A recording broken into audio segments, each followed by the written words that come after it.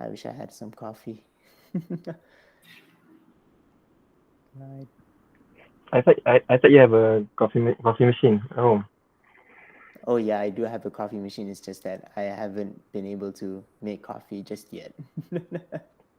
That's it. You still got time, right? You still got time.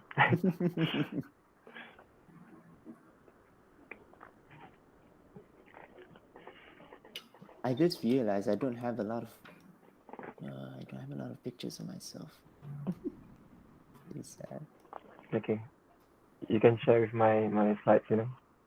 There's always gonna be you, especially the ones in Kopu.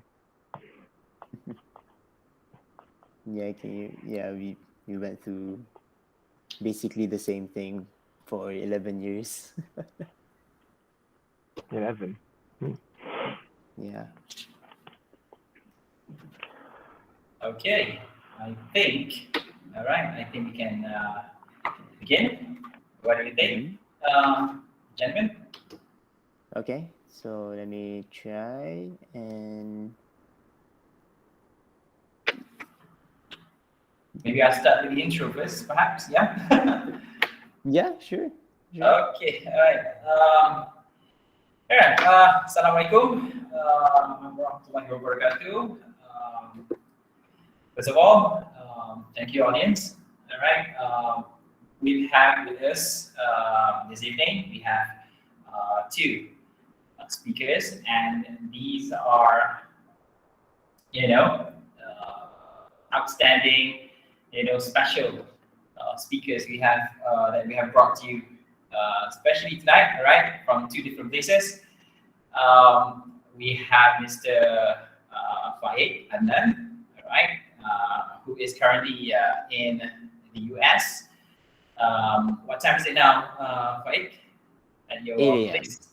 Right now 8 it's a.m., yeah. 8 a.m. Yes. Yeah, and time difference would be 13 hours. Right 13 now, 13 hours. hours, yeah. All right. And we have our second speaker, all right, Mr. Sirhan Sani. All right. Hi, how are you, Sirhan? Hi, nice to meet you guys. Okay. Yeah. What time is it now in Arden? It's 1 p.m. at the moment. 1 p.m. And time difference will be 8 hours difference. 8 hours. Okay. All Yeah. right. So for your information, all right, we have with us, I can see teachers. Okay, we have teachers, right? My colleagues, and we also have 5 family members with us. All right, and they're casting this live on their TV, so everybody's there. All right. So we're happy to have all of you joining us tonight. Okay, and for our second series, all right, this is our second series. Okay, of how English has changed the lives of these individuals. Right, we have brought to you in our first series. We have brought you two amazing speakers. Now we're bringing you another two top speakers. And tonight we're going to be listening to how they have achieved, all right, the level they are now at, and also their journey, all right, to where they are now. And also we'll be looking at how English has changed, their lives, how they have used English, how they have, how English has shows its importance in this individual's life. We'll be listening to their experience, all right, tips perhaps, because we have Form 5 with us, we have Form 4 with us. So hopefully our speakers can share some interesting tips, to be excellent in exam or even in life. Right, I'm not going to have a very long introduction. We only have 1 hour with our guest. So perhaps, right, we can let them, okay, introduce themselves to the audience. Okay, so Faiq and Sirhan, all right, Who's going to start first? So if I go to the next slide, it will be Sirhan. Okay, right, Sirhan. Okay. Go ahead. Yes. Wow. Okay, just so that we're all prepared here. So just a little bit like brief introduction about myself. My full name is Muhammad Sirhan bin Muhammad Sani, and I was born on the 1st of February 1997. So currently I'm 24 years old. Yeah, going to 25 next year. And I was born like in Kota Baru, Kelantan, Sasik Place in Pusat Perubatan Nisa. So I was born in Kelantan, raised there, spent my whole life basically there. And then after that, I kind of continue myself like studying in MRSM, Kota Putra, Yusut, and yeah, and so on and so forth. Just a little bit there. Okay, Faiq.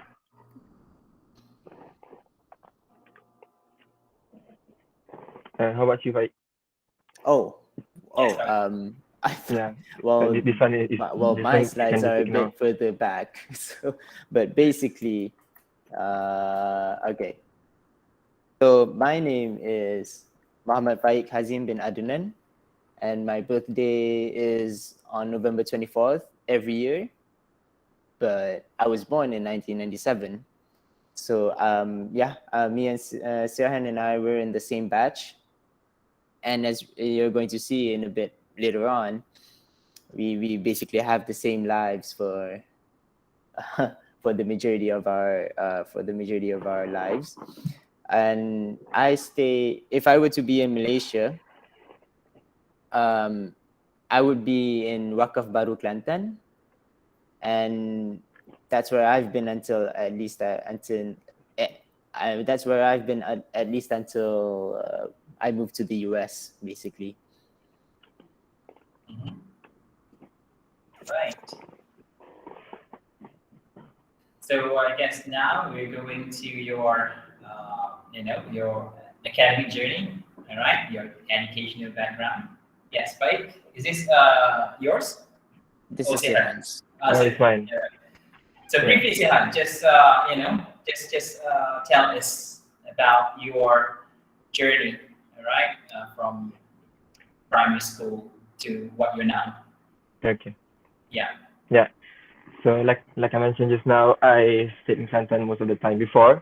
So I went for my primary school in Sri Aman, Kelantan. Same with Faiq actually, from 2004 to 2009, and then both of us we took UPSR, and then we continued studying in MRSM Kota Putra, Terengganu. So it is a place where they have this program called Ulu Albab program. I bet you all know by this time around. So we are the second batch that time. Like they have this kind of toughest program, I suppose. And we are the batch that took PMR and SPM that time. And then for myself, I continued studying in College Marabanting, Selangor. There I took this program called International Baccalaureate. It was a 2 years program whereby it prepared me to go studying abroad. So after that, I continued studying like up until now, which I am currently studying. The place that I study right now is National University of Ireland, Galway. So yeah, I'm taking degree medicine and surgery. All right. All right. Yes, Mike. What about you, Mike? Yeah.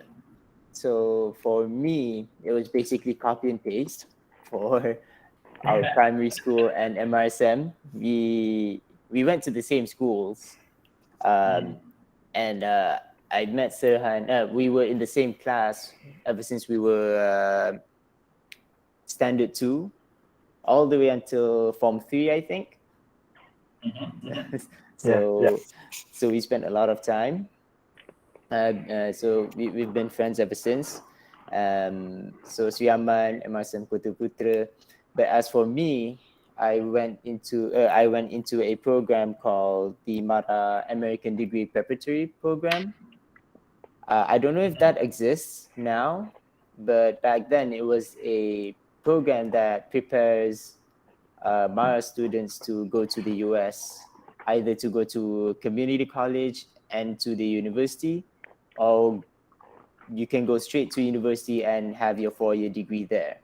So after I finished my studies at KKTM Ledang, I went to West Virginia University for my undergrad, my master's, and I'm currently doing my PhD. So this coming January will be my second semester in my PhD for petroleum and natural gas engineering. All right, thank you. All right. Now, what they have failed to tell us would be that they are among the top students back in SPM. Yes? We have Sirhan, all right, ladies and gentlemen, audience, for your information, we have Sirhan here, 11A, all right, 11A, and Faiq, 10, isn't it? Right, Faiq? Yeah, 11 also, sir. 11 also. See? Yeah, 11.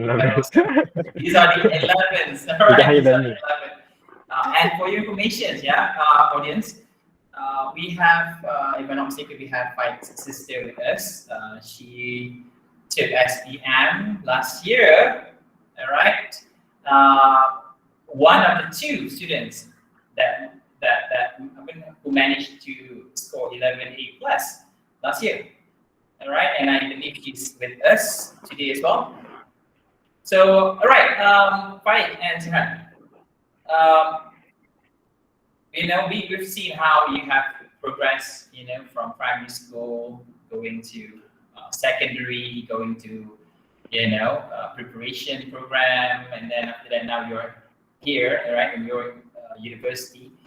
The challenges, all right, the obstacles that you had to go through, if you can tell us very briefly, the challenges that you had to to go through as, you progress in your academic life. Sirhan. It wasn't easy, right? It wasn't easy. It wasn't that easy, right? Yes, go ahead. Yeah, definitely. I think because we're all currently to you guys, we're all still students. Even myself, I'm still a student right now. So studying is hard, to be honest. Yeah, that's definitely is. So in terms of starting from my MRSM kind of life, I would say it was a bit tough in terms of both of us. We need to cater both, be balanced between academic and also Islamic kind of way, in terms of memorizing Quran. So that's one of the challenges that we need to face. And then another thing would be in terms of when I study in MRSM Kota Putra Besar Terengganu. I'm talking about more to how we call it, perception, is it? I think more to perception, or how do people think of the importance of English that time? Because because in my place specifically, even if in Terengganu, most of the people there, we my batchmates, we all speak in Kelantan. Okay, so for you to be able to speak English with your friends is a bit awkward. So that's one of the challenges I feel you need to overcome that time.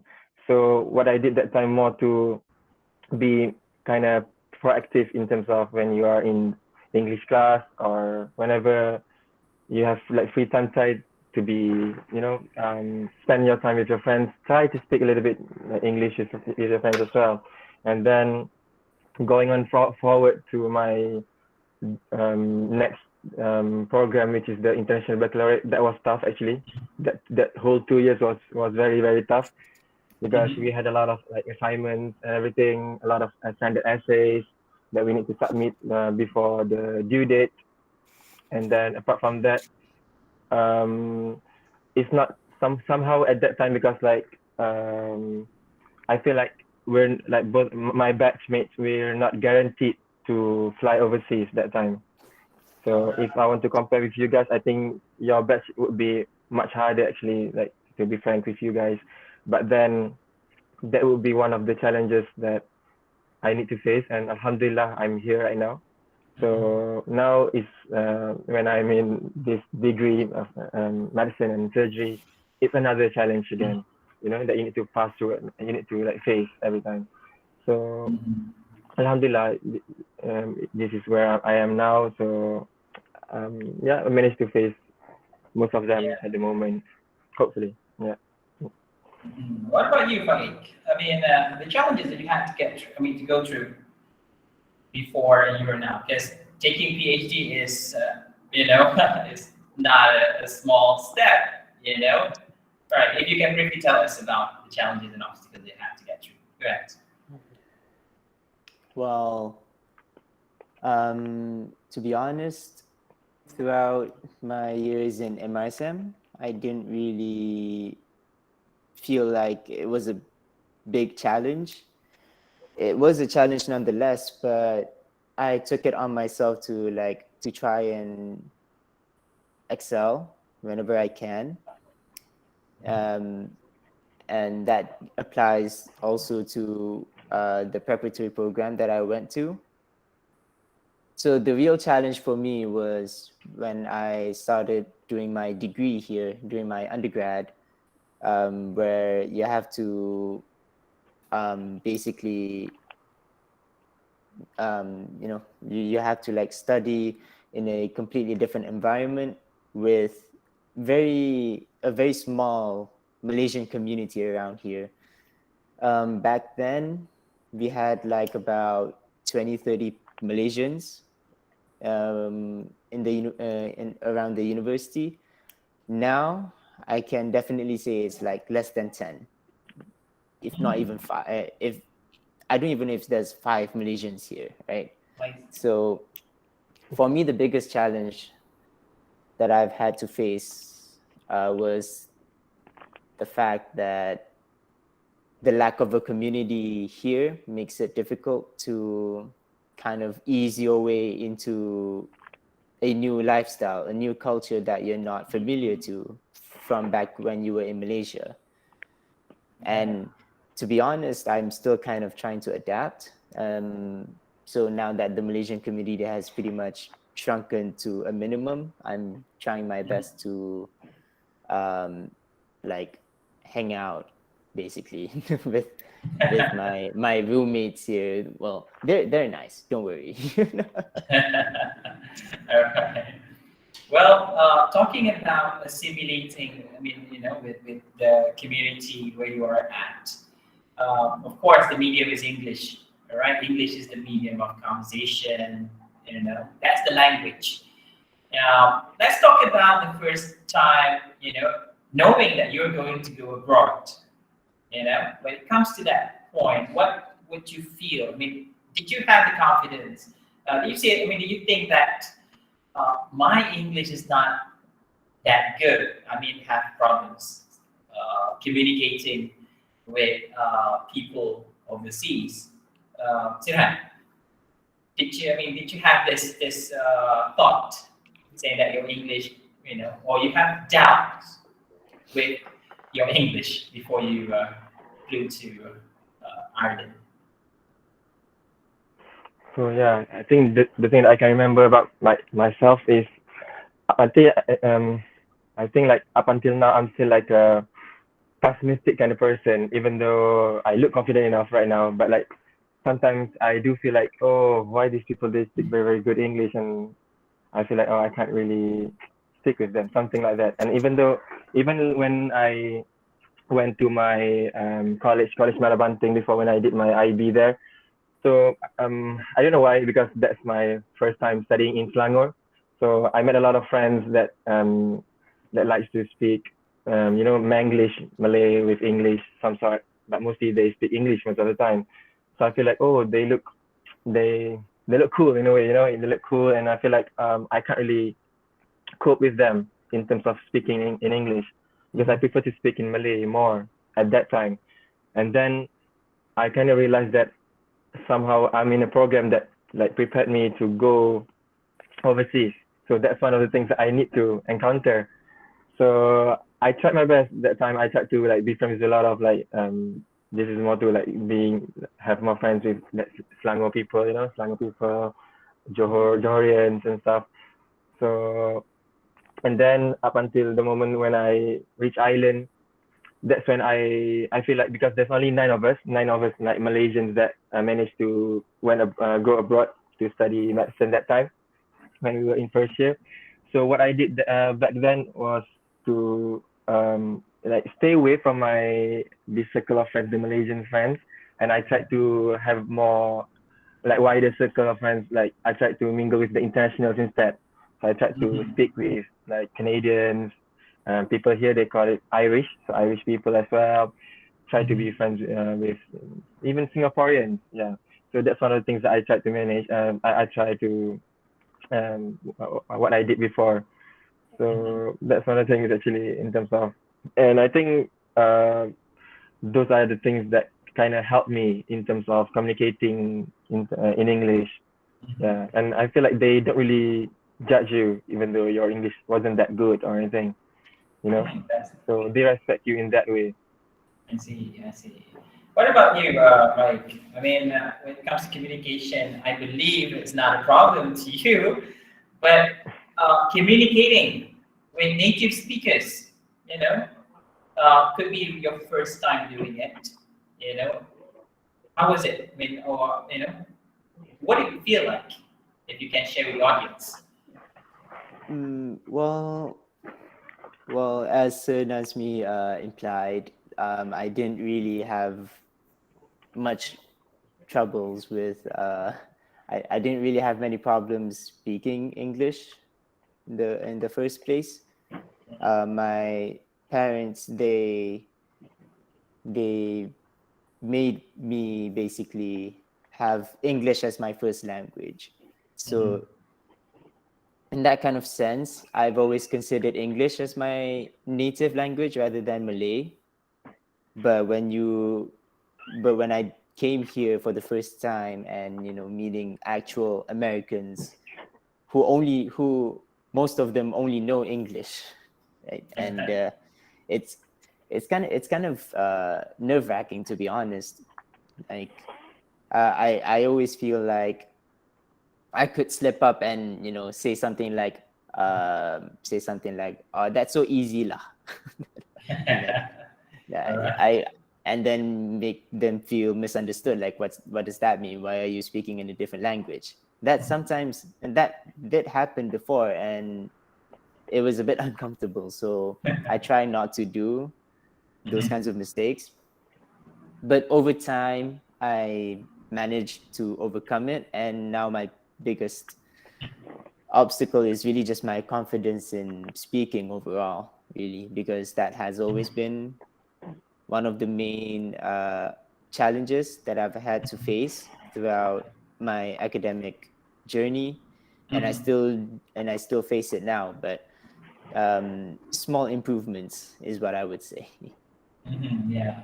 Well, I like the point from Sirhan just now about you're not being judged with the kind of the kind of English that you are using. I mean, small grammar mistakes here and there should not be a problem, right? As long as they can understand. I think, uh, you know, people in the US, in Ireland, I mean, they understand this and they don't make fun of you, right? You don't really come to that point because Yeah, this is actually a problem that most students in Malaysia, all right, they are so scared, right? They're too scared to speak English because of they don't want to be stigmatized by ridicules, from the students, right? But that's a good thing, yeah. knowing that. Mhm. All right. Talking about English still, let's bring you back to MRSM. Other than academic classes, when you learn English, you talk to your friends sometimes. But what do you think about extracurricular activities, that can help students to be good in English? If you can name a few, the few activities that you went through when you were in MRSM. Faiq, what about you, Faiq? Well, let's see. I need to recap a bit. So I represented MRSM my MRSM for Spell It Right for 5 years in a row. Mhm. I became the state champion in 2012 and 2013. Mhm. And that honestly helped me a lot when it comes to writing essays, because when you're doing Spell It Right means you have to keep looking at dictionaries, you have to find out all these difficult to pronounce and difficult to spell words. But I oftentimes find myself using them when I write my essays, so that really helps out in terms of vocabulary. In a similar vein, I also did Scrabble for maybe from Form 3 till Form 5. So I did Scrabble, and I know Sanazmi uh, has some memories of me playing Scrabble in the teacher's room alone. Exactly. For your information, part eight would come to the stock room at night. Like every night playing Scrabble alone. So, but yeah, maybe perhaps that's your way of improving your vocabulary. I Right. think it really helps out. Yeah, and in terms of trying to speak, I also joined some science competitions when I was in upper form. For Form 4 and Form 5, we have a science camp that I went to, and I was really excited about that. I decided to keep going to it. It eventually led up to the school joining in Google Science Fair, which we won an award for it. I was really proud of it, and it really helped me in improving my speaking skills, or my public speaking skills, so to say. All right. What about you, Sirhan? No, you forgot to mention about PAC, Performance Arts Club. So I Ah, think that's one of the things actually. Yeah, it was led by honorable mention Senazmi. So I think that's one of the club. I'm not sure whether in MRSM Greek whether you guys have this kind of club, Yes, we do. Performance We do. Arts We Club. do. We have that. Yeah. Okay, So that's very share your good. So I experience. think that Share your experience. for Yeah. yeah, so for those who hasn't joined this kind of club, make sure you join this club because it is like for me, for myself, it's like it was a game changer for me in terms of improving in English, and especially being like becoming more confident in terms of talking with your friends, because at that time, if I wanted to recall myself back then when I was in from 1 and from 2, I was a bit kind of like nerdy kind of person, very shy. At that time, always wear song coat everything. And then when I went into Form 3, then I started to join the Performance Arts Club. So basically, that time it was divided into two. There's drama club and also movie making kind of club. So I managed to get through the drama club instead. And then like all the memories, they're all like very memorable, I suppose. Yeah, because we had a lot of like sessions where we had trainings, we met up together, all of us. And then because the thing is that back in our MRSM before, um, there's this stigmata as well, whereby if you stick, like if you be friends with the girls, people will be like, oh, you with the girls, cannot haram, something like that. So when I joined this drama club and everything, I felt like that one of the things, like in terms of not relationship, more to friendship with, no, doesn't matter whether be it like male or female, if you know your limit, okay, and then at the same time you went for the main aim, which is to improve English at that time, that would be very beneficial for you guys. And then I think another like moment that I remembered, that I can recall at the moment, is when we did flash mob fight. Did you remember? oh Yeah. yes. flash mob. Yeah, during Raya celebration. Oh, that was very nice. Yeah, that's one of the things as well. When we did some sort of like dancing and stuff during Raya celebration. Mhm. So those are the things that I kind of um, took the opportunity in terms of improving in English, because like whenever we're in the club, we need to speak in English, you know. Yeah, so that would be one of the things that I remember. Apart from that, like same goes with I also represented MRSM for a few programs like Tuna Scientist, Nobel Laureate, and the last one would be global leadership as well. I'm not sure that there still exists that time, this time around. Yeah, so those are the things as well. When you like met new people from other MRSM, inter MRSM, you somehow manage to be more confident and yeah, speak more in English as well. All right. Okay, I'm going to open this session to Q&A, right? If there's anyone in the audience, all right, you can ask questions. Well, normally I would ask them to put it in the chat box, but if they are able to, interact with the speakers, yeah, if you are able to interact with the speakers, please do so. If you have any questions, anyone? You can raise your hand.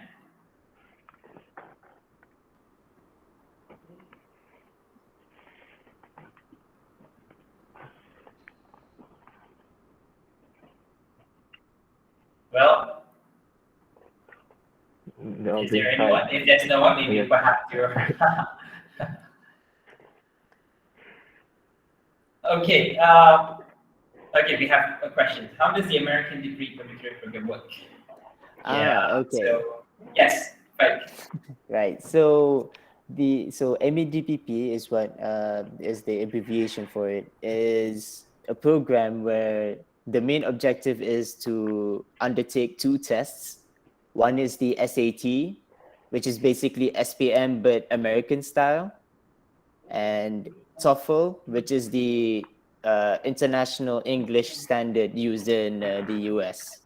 So basically, we spent about 1 year studying for the tests and for the tests. Meanwhile, we also have like social community programs that we undertake so that we can improve on our resumes and also improve our social skills, basically our community skills. Now, I'm not sure if the program still exists now, but you can ask your counselors for more information. Okay. All right. Maybe you can have one more questions before we continue with the speakers. Anyone?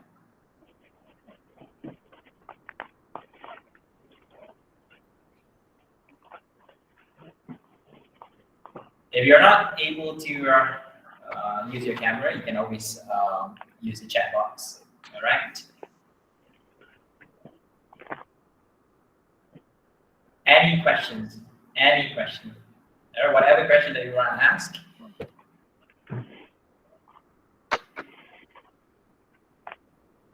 All right.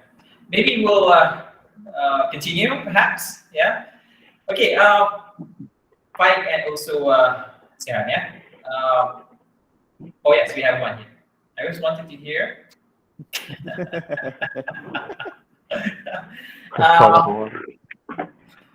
Well, let's hear Sirhan's Irish version first. I think in terms of Irish, is the same. It's almost same. It's not the same as UK like British accent.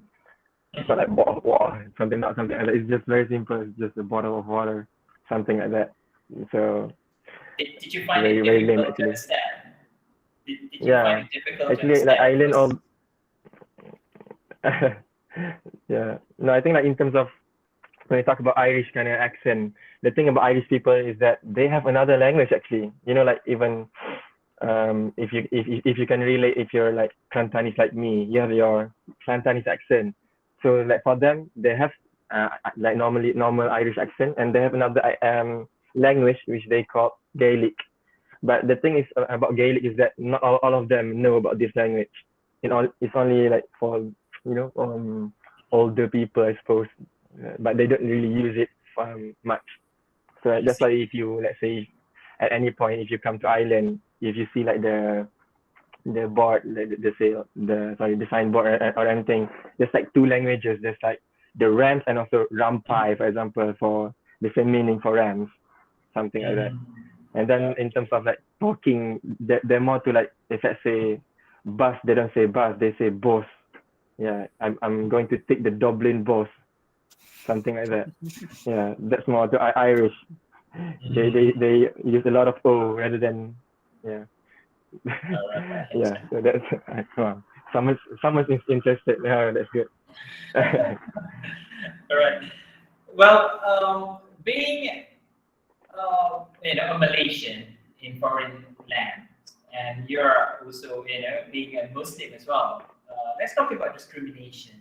And, have you had any experience being discriminated in any way by the Americans, by the Irish people? Sirhan.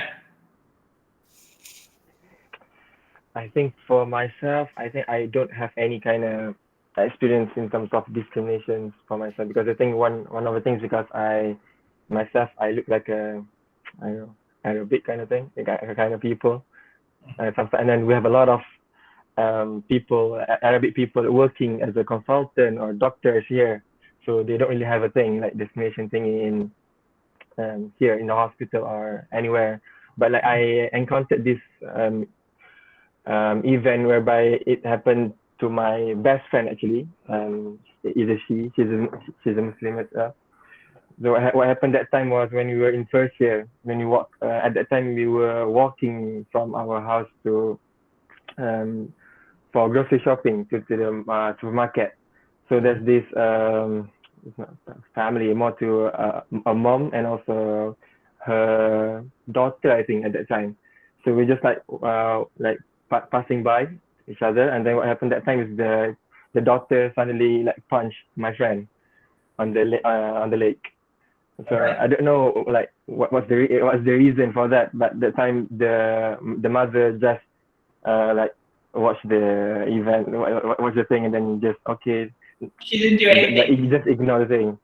No, didn't do anything. Didn't give like some sort of, oh no, don't do that. No, didn't give any kind of advice. So she just like, oh, okay, it's okay, something like that. So I Okay. don't know, because like because for the Uh, girls it's more obvious rather than the boys, because their hijab. Yeah. exactly. So All I don't know right. yeah. So, What about you, Mike? In the US, have you had any experience? Well, not really, because most people think I'm Mexican for some reason. I would think that Mexicans tend to get discriminated, but well, apparently they're not. So I don't have any well, I don't have any non-trivial answers for you guys really. It's just but I do know that um I have talked to I have some American friends before they graduated, and they do like look down on the Middle Eastern students specifically, Okay. right? For Yeah, obvious reason, yeah. It's like, yeah. well, all right. Happy that you're, you're not being discriminated. All right. Maybe those few unfortunate individuals, they are being discriminated for whatever reasons. All right. Some of the audience, because I received a few messages earlier, they would like to know about how does it feel like to live overseas, like to be in America, to be in Ireland. What does it feel like? Does it change you as a person? I mean, in terms of how you look at the people, when you look at I mean, is it like it change? Does it change your perspective about the world? Faiq. Well, it kind of does, really, because like I mentioned before, when you move to a different country, you kind of have to assimilate yourself into the culture. That means whatever whatever media, whatever news you're consuming. If you were in Malaysia, you were reading The Star, or you were reading New Straits Time, Berita Harian, Harian Metro, or whatever. Now you're changing to, if it were me in the US, CNN, Fox News, ABC, I think. There's a lot of channels here, lots of news channels. But the point is, like, it gives you a very different perspective on how, it gives you two different perspectives, actually. You're an outsider from Malaysia, and then you hear all sorts of things about the US and how great it is, right? How the technology is better, how the people are better. But now when you're in the US, and I've been here for 6 years, it'll be 6 years by the end of this year, all is not what it seems to be from the outside, right? I can basically say that the majority of the media that I consume now is American, and it doesn't look great. Basically, it really doesn't look great. The reality doesn't look like. I mean, Oh the no, it's reality not. doesn't look right.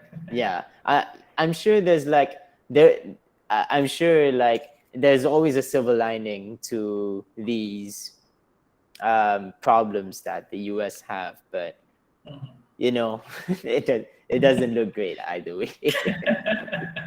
All right, Sirhan, what about you, Sirhan?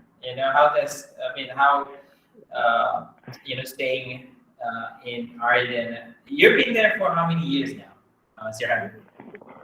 So it's almost 5 years now. 5 years now in Ireland, and how does that change you as a person? How you look or how you view the world? Go ahead, Sirhan. In terms of how does staying in Ireland change me, I feel like I kind of change a lot in terms of I talk more to people, and especially because I'm in this kind of program, medicine, whereby you need to talk with patients in the hospital and stuff. So I don't know why I feel like I kind of becoming more. I like to talk with people, especially older people. Whenever I meet in the grocery shopping or anything like that, I talk with them. And then the thing that I noticed in Ireland specifically is more to Irish people. They are kind of they are very friendly, I suppose. They are very friendly. If you talk to them, they responded well as well. Yeah. And then another thing would be in terms of the culture here. Ireland is famous for their drinking habits. Okay, so that would be one of the things that you need to be very careful when you stay in Ireland, because the thing is that there's a lot of drunk people at night.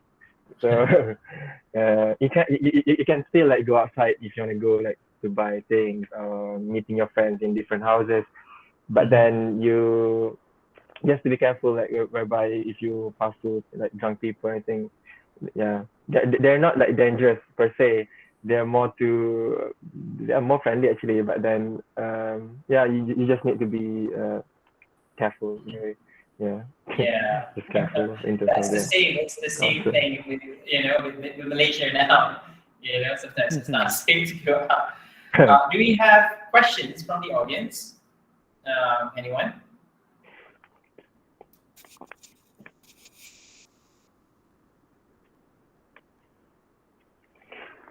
You can always raise your hand. Yeah, if you want to use the camera. It would be better if we can interact. With our speakers face to face. Okay, we have one. Tiara Patricia says, "Is it hard to study abroad?" All right. Perhaps. Sirhan, what about you, Sirhan? Is it very hard to study abroad? Study hard. Is it hard to study abroad? Yeah. In terms of what actually, I think in terms of study hard, one of the things would be depends on the course. Okay, So yeah, that's one of the things. Another thing would be how you are able to have like mingle with your friends, because I think like for me, I think one of the important things if you study abroad is to have a good community of friends that you can rely on. Yeah. So like for me, because we like there's 9 of us coming over here studying here abroad, so we still like connect to each other, try our best to not to fight each other, and then support each other as well, because we all know that our course currently that we're taking is very tough. Medicine, it involves a lot of memorizing things, and then yeah. So in terms of having friends is one of the things that I treasure the most in Ireland. And then yeah, because just for like support kind of system here. And then in terms of studying abroad, is it hard? I think it will be the same if you let's say compare, how to say, what is it specifically? Is it in terms of the mingle with international students, or because yeah, Well, could be, I think. no, What about you, yeah, Faiq? I think so I can give a different perspective on Sirhan's point. So he says it's easier if you have, friends that care for each other, they don't fight each other. On my side, it's the complete opposite, basically. I don't want to say too much, but basically the Malaysian community here is not united at all. And although they shouldn't be the ones to be blamed if I were to like suffer academically, having a social support system around you, especially in a place like very far away from home, it really helps out. And in that terms, I think studying abroad, if you end up with a good community, it will be easier. If not, it will be harder. Yeah, true. Yeah. On a different point, though, the only difference that you can think about if it's the only metric that you can think about if it's hard or easy about actually studying is the system, right? Whatever the university is implementing on the students, and that is entirely yeah, up to the student, honestly. And if you feel like you can study, if you feel like studying is a skill that you can improve on, you'll do fine anywhere you go. Either you study locally or abroad. All right. Well, talking about support system, we have one here. What are the other example of culture shock you received? Okay. So one of our audience, all right, would like to know about the culture shock, that you face. Sirhan, if there's any that you'd like to share. in terms of culture shock, one of the things, not more to culture, more to weather actually. That's one of the things that I kind of get shocked when I reach here. It's definitely cold here, and the weather is very different. Specifically in Galway, it's always raining as well. So I still remember like when we first like reached Ireland, our seniors like straight away like gave us advice to buy raincoat just to prepare ourselves, because it's always raining especially in Galway.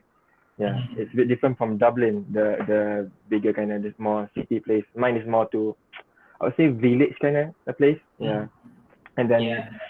another culture shock. If we talk about culture shock, I've already mentioned a little bit. Like I kind of like felt like different in terms of like the people here. Yeah, they are like I mentioned before. They are friendly.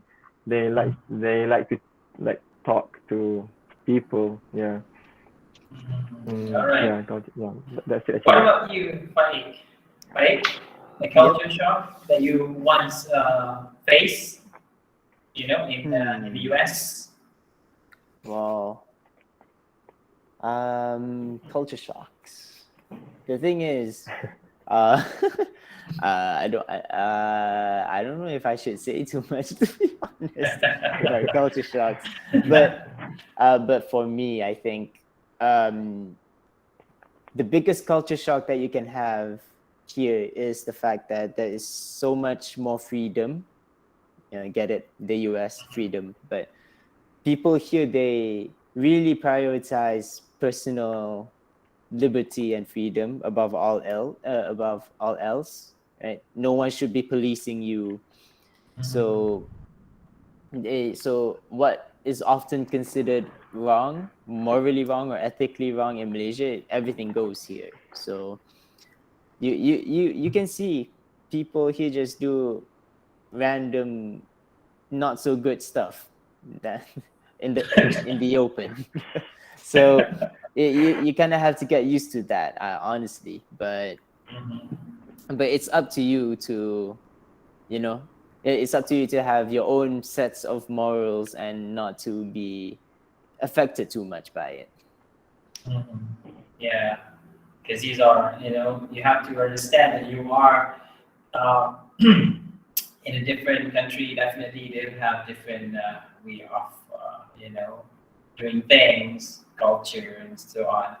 So these are, something that you can't avoid. Yeah, you can't really avoid. All right. Do we have any more questions from the audience? I would love to hear more questions from the audience. Anything related to academic, anything related, Right, we have one from Faiq. Oh, hello, You have to Faiq. choose. We have one from Faiq. Okay. What's the question again? Wait. Okay. If you are to choose your course, how would you choose by interest, analyzing future demands, or what? Okay. So now we're going to the courses that you both are taking. All right. Petroleum engineering and also medicine. Right.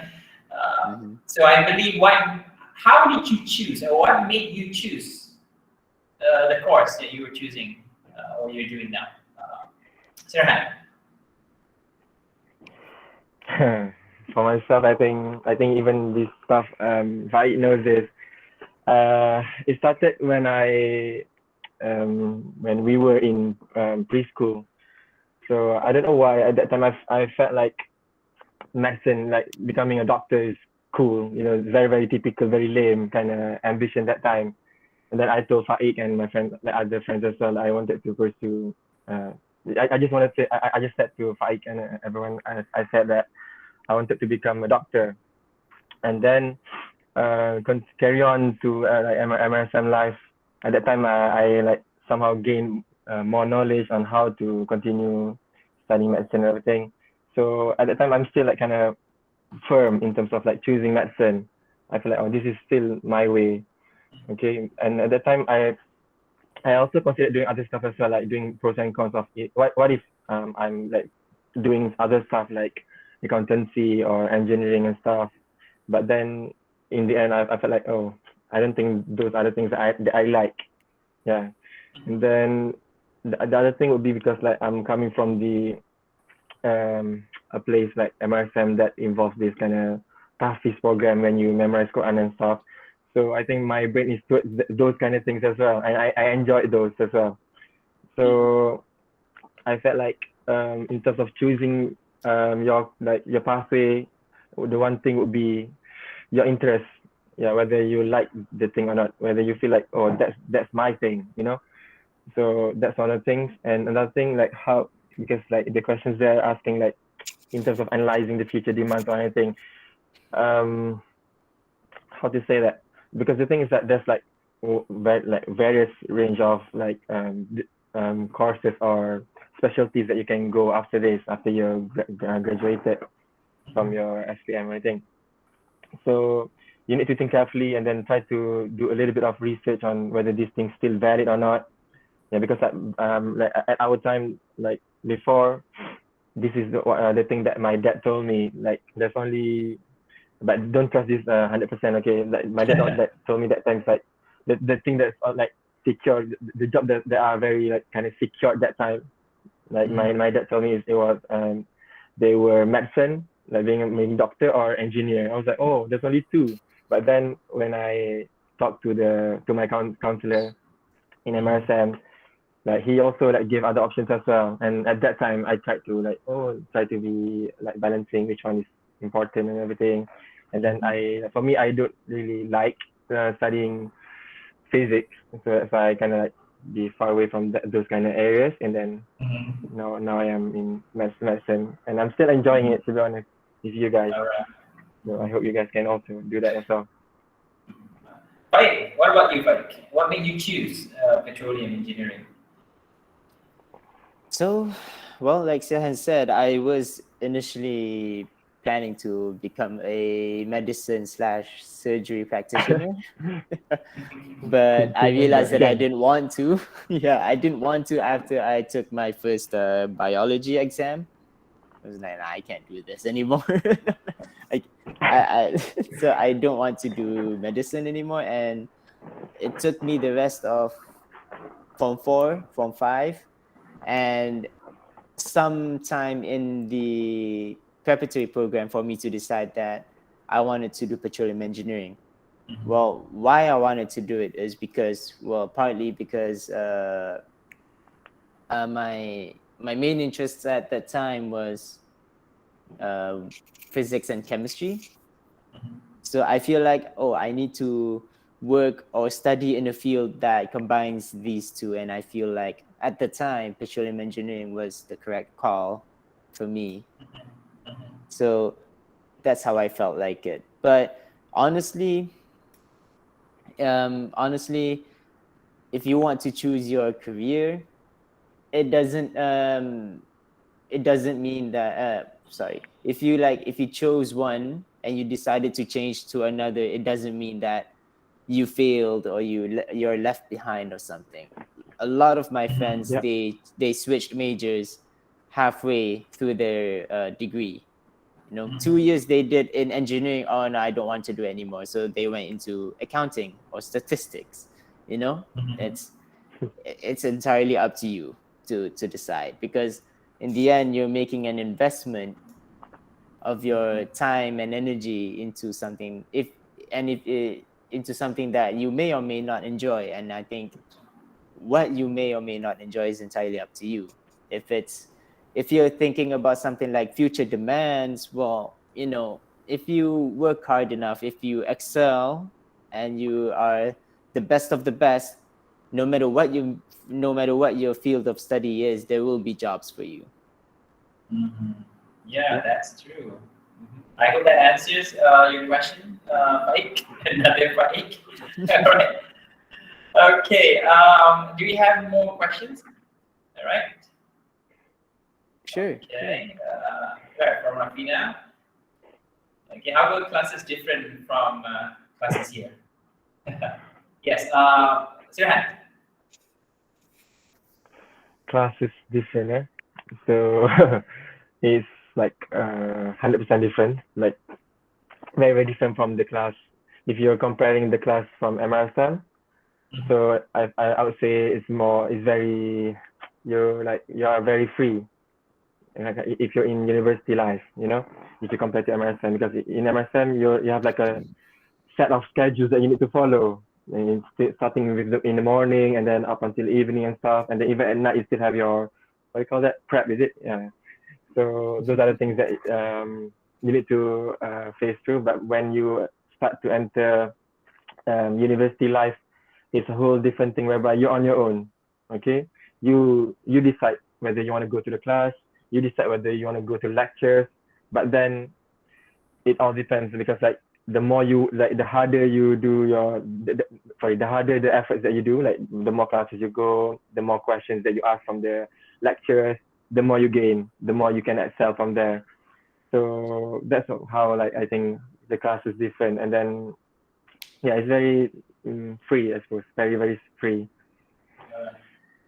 Okay.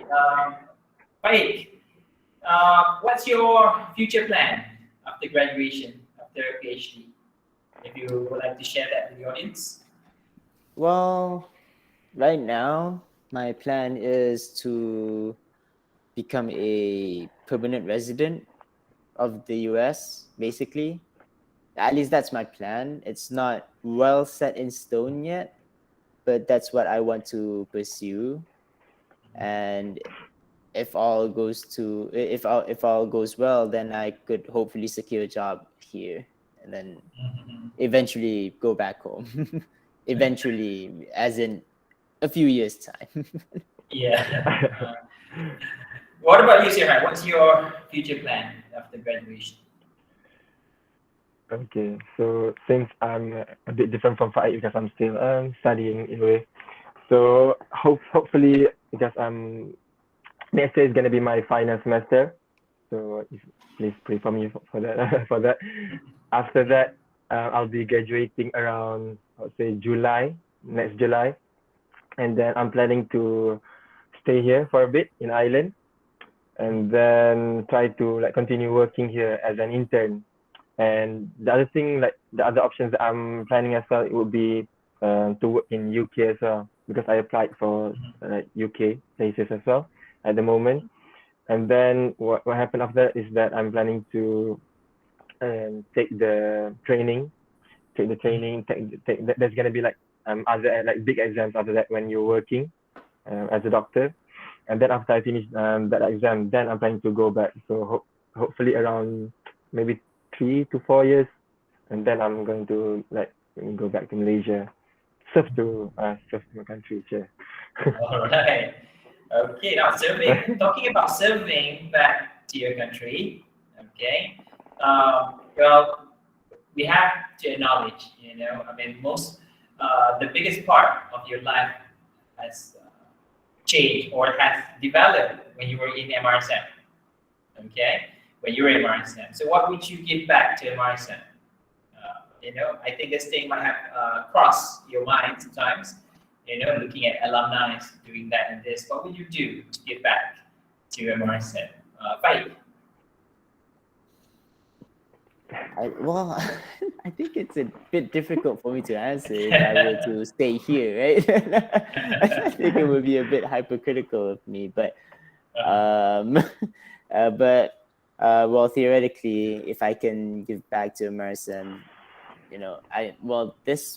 this sharing session that we have right now is one way, sharing our life experiences, how we've managed to study and survive basically overseas. And if it means that our sharing session here inspires any of you guys to study harder or become better students, become good excellent workers in the future, I think that's already good enough for me. Honestly. All right, Sirhan, what about you, Sirhan? So I think mine is also similar to Faiq in terms of like giving this session. If we somehow can give you guys some sort of inspiration for you like to progress further after this, like after you grad, know where to go and stuff. And then maybe another thing would be like in terms of giving back is in terms of maybe in the future on like for when I start working, like when I go back to Malaysia and stuff, I'm planning to be, this is like very, very kind of high hopes and stuff, but hopefully I'm planning to be some sort of good example to the people like in Malaysia. And then also if I can bring back not much of a culture, but more to how the system here works. And if I can some sort of assimilate this kind of system going back to Malaysia. So in other words, in layman's term is let's say for example I notice some sort of there's like certain good values that can be that somehow if people in Malaysia can use this kind of values, it will be very, very nice. For example, like here in the healthcare system in hospital here in Ireland, the healthcare people like the doctors, the nurses, all the people, everyone there, they respect each other. They don't really care much about the status. Okay, so let's say for example, if I next year, for example, I'm gonna start my internship, like becoming a doctor. So if I want to compare, this is not like more to judging, more to like if you guys, I want you guys to think as well. For example, like if you're an intern in Malaysia, because this one I heard from the seniors as well, like well, seniors that work in Malaysia, they said like they don't really feel they enjoy, the work when they start internship in Malaysia, because somehow they're not being, I would say, welcome by the healthcare communities. Okay, so but here is different. When you start your internship, sorry, you still have your own thing. You still have to do a lot of things. You'll be very busy with your things. But the thing is, you're being supported by the consultant, by the doctor above you. They help you a lot. They guide you a lot. And then here, people here, they don't really feel scared to ask questions. You know, that's what, the thing that I kind of noticed. The internship here, they always ask for help. Yeah. Also, like right now, I'm in my medical kind of degree. We always like being taught to always ask questions if you have any. Don't be scared of asking, because you're still student. There's nothing like, there's no wrong of asking questions. So yeah, that would be some of the things that I'm trying to, in a way, that values that I can bring back to Malaysia sooner than later. All right. Okay, maybe I'm going to open for one more question from the audience. If there's anyone who would like to ask any question to the speakers, you can do so. Right, show them the pictures, right?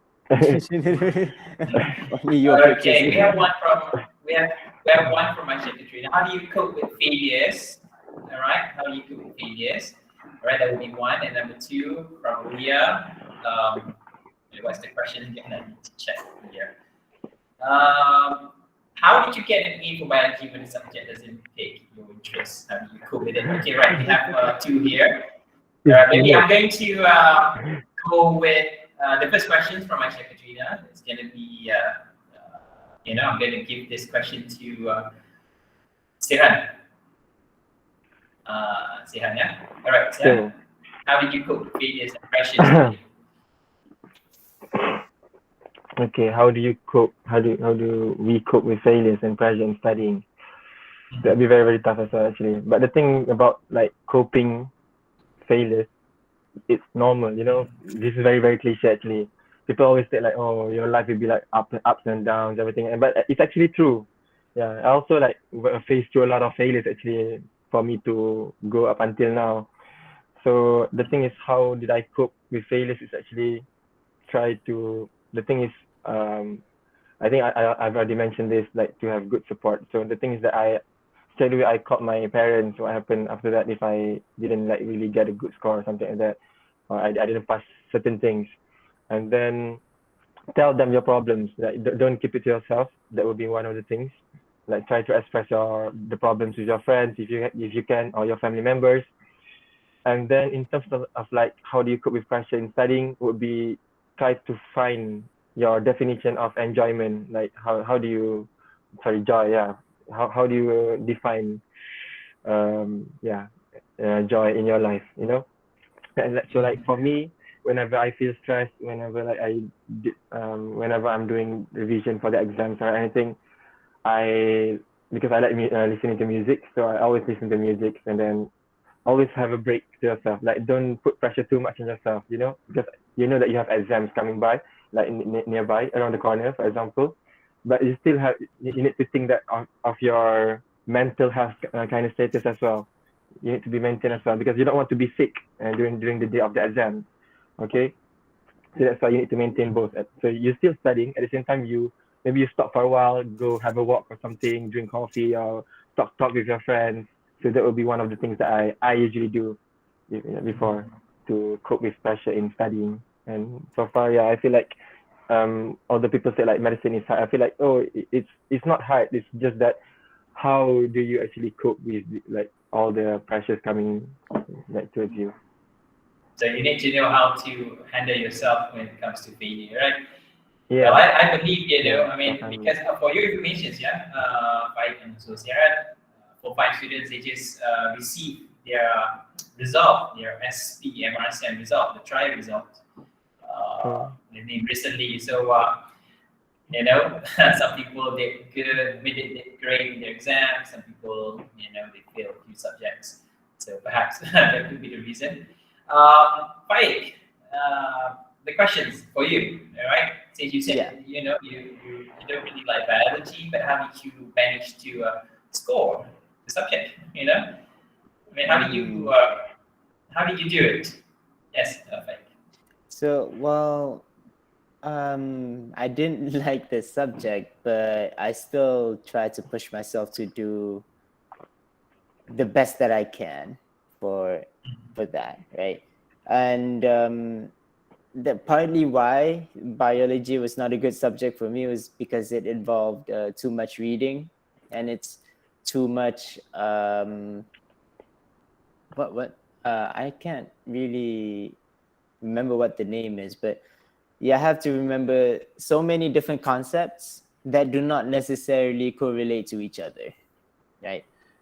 So so I think Sirhan can help me out on this. It's like when you're studying medicine, yeah, and you have to like remember all these different muscles in your body. Is like how Yeah.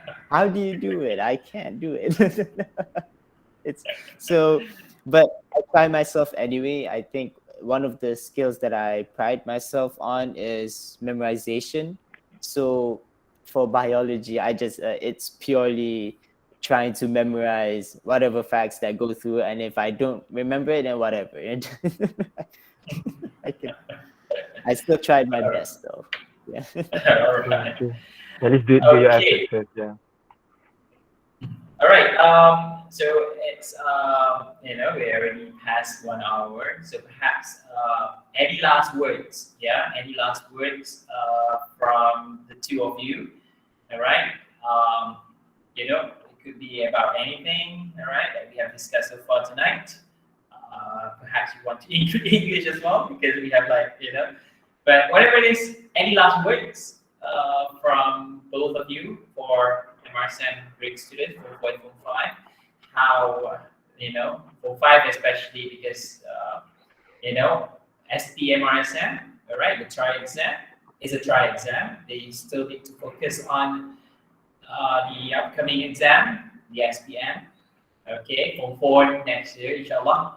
So, any last words for our audience tonight? Maybe we can start from Faiq. Faiq? How long till they have to take SPM? They have about 2 months, 2 months Two plus. months. Okay. Yeah. All right. Well, SPMRSM, whatever results that you get, it's in the past. So it doesn't really define your future. Really, it doesn't. So take it from us. For me at least, SPMRSM helped me to get where I am now. But for Sirhan, SPMRSM doesn't matter. He used his SPM results to get to where he is now. So right. So whatever you have for SPMRSM, it's in the past, and you can try and improve. You know what you need to improve on for SPM. So please do your best. Don't be too hung up on. Don't be too. How would you say it? Don't be too caught in failures of the past that you fail to try and grasp for your future success, basically. Mhm. Right. So All right. specifically for English, I think you still have because this is an English centric discussion after all. You still have more than enough time to try and improve on your English speaking and writing skills. Even if you don't think you can perform well for SPM, think of it as a very good investment for your career and for your academic journey later on. It really helps you out. Mhm. Okay. All right. Thank you, Faiq. Right. Yeah. Sehan, last word from you.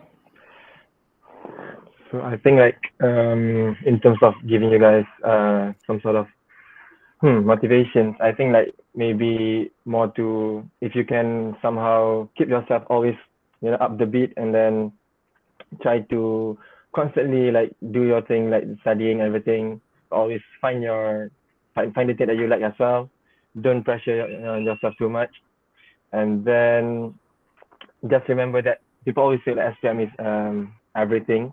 Like if you don't really like get a good score in SPM, then you kind of like that's the end of the world. It's actually not, because there's always gonna be option after that. So remember, SPM is just a starting point actually for you to progress further.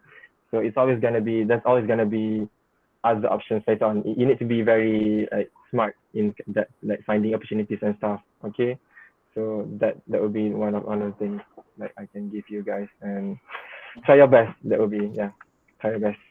You guys can do it, inshallah. All right. So I think that concludes our session, very short session, all right, with our two guest speakers. All right, Mr. Faiq and also Mr. Sirhan. All right, thank you. All right, from MRSM Gerik and also from all the students for your time. All right, for your information, yeah, audience, we've been planning this for 2 weeks, I guess, 2-3 weeks. So we've had sessions, discussing about the plans and everything. But thank you again, all right, for your time, Faiq and also Sirhan. All right, good sharing session, and hopefully this short session has somehow inspired some students. Okay, those who are with us tonight, so that they can progress. Not to say that they are following your footsteps, but they are paving the ways on their own, right, for the future, right, following good examples. And I think, again, thank you very much, all right. I think with that, we are going to conclude this. Assalamualaikum warahmatullahi wabarakatuh. Thank you for having us. Thank you. Good night. Thank you very much. Good night, everyone. All right, take care, guys. Thank you very much. So, Faiq, what was your plan for for New Year celebration? For New Year's? Yes, New Year celebration. How do you? New Year's, it's going to be more work, more research. All right. Yeah, it's pretty rough. Yeah, I don't really get that much rest anymore. So but Yes. how about you, sir? What are you doing for New Year's? Well, I don't really have a plan. I don't really have a plan for New Year's. I think I'm just gonna be on my, in front of my TV, watching TV, I guess. What about you, sir? What's your idea of a perfect New Year celebration? Definition.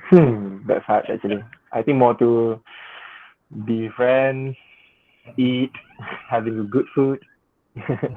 That'd be one of the things. And just for your information, sir, I just actually came back from traveling somewhere. Actually, I went to one of the counties in Ireland for 3 days, 2 nights. Yeah, so I just came back yesterday. So somehow like not celebrated, like just ate good food and everything during Christmas Eve and Christmas.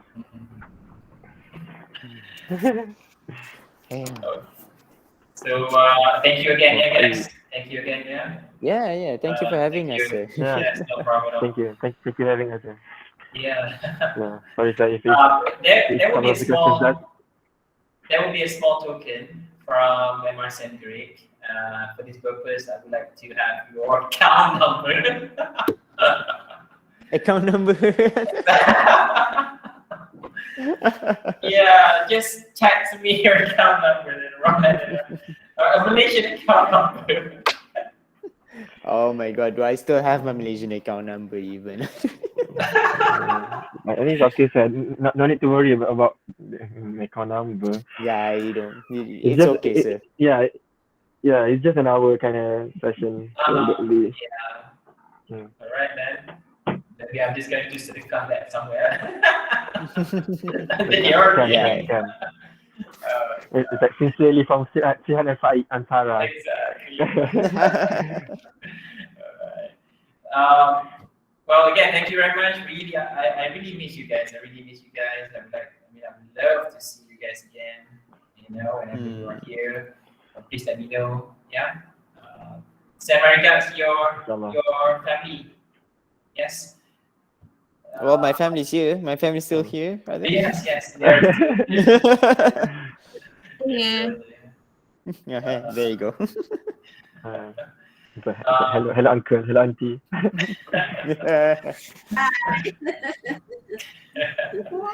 Hi. Yeah, that's my mom and So- dad. Yeah. So okay, guys. Keep in touch. Yeah. Keep in touch. Yeah, for sure. Yeah. Inshallah. All right. Yeah. Okay. Assalamualaikum. Yeah. Everybody. Salam. Thank you. Wassalamualaikum. Take care. Signing off. Bye bye. All right. Bye. Okay. Bye.